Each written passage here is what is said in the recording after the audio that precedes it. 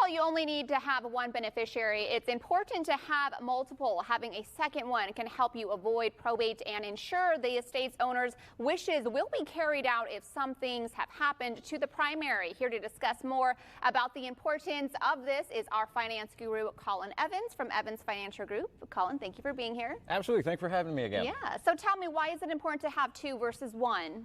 Well, we had to drop in a couple different, I'm always going to come here with 3 or 5 different topics. So one of the first ones we want to bounce right into is reducing the risk of kind of beneficiary disputes. Okay. And what we see happen from time to time are kids going into the mix with, oh, well, Dad said I could have this, or Mom said it was going to be this way. Well, when it comes down to what is listed on a beneficiary form, hey, it looks like they left the kids 25% equally for 4 kids or something along those lines, and it can really cut out the kids disputing each other. It's never pretty. It's not. When something like that happens, it can be very, very ugly. I've seen it go both ways, like very, very positive and very, very ugly on both sides of that. One of the other ones is we're ensuring a little bit of flexibility and contingency planning. And what I mean by that, this is where 2 comes into play big time. A lot of times people forget, hey, maybe I had my spouse as a beneficiary and she could have passed away.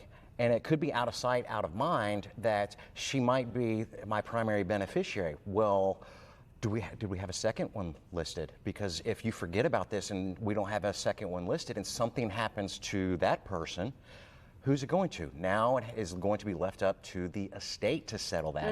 And you're letting Louisiana kind of dictate how those proceeds are going to be paid out. So doing that. And they may see things very much so differently. Yeah, they might see things differently, especially if other kids come out of the woodworks or other beneficiaries want to get, I would say, a piece of the pie.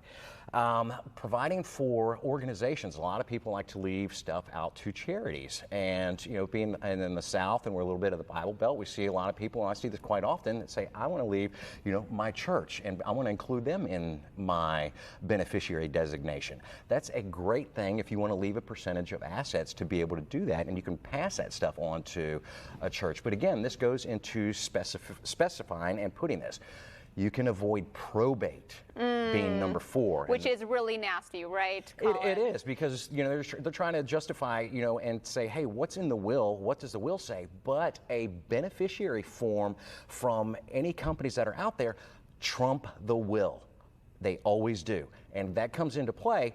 Now we're not having to issue this, and it goes directly to the beneficiaries without having the estate even having to worry about being settled. It can bypass the estate and go directly to those beneficiaries, which is a pretty amazing thing. Absolutely, Colin. And that probate period can be anywhere from a few months to a few years. It can take forever, depending on the battle level and how hard the family or people are going at it and what they think there's owed.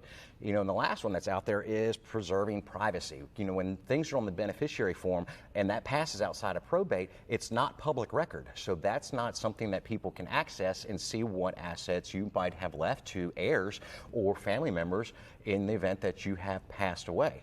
Now, we got to throw in a bonus quick case study story. This just happened actually back in November, and this potential client had just moved here, and we're looking at his life insurance as we're reviewing all of his assets. I said, hey, your life insurance, you're leaving $250,000 to your daughter. And he said, yeah, that's exactly what I want. I said, okay, well, the problem here is your daughter is under the age of 18.